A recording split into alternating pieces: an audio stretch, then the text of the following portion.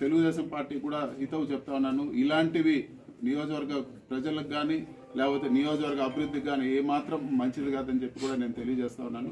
మీకు చేతనైతే ప్రజల్లో మంచి పేరు తెచ్చుకోండి. మేము ఈరోజు ఎలక్ట్రిక్ బస్ ఫ్యాక్టరీ తెచ్చాం, దానికన్నా ఇంకా మీరు బెటర్గా దాన్ని పోకుండా చేసి ఇంకా బెటర్గా అభివృద్ధి చేయండి. ఇన్ని రోడ్లు వేసినాం, ఈరోజు అభివృద్ధి కార్యక్రమాలు జరిగాయి.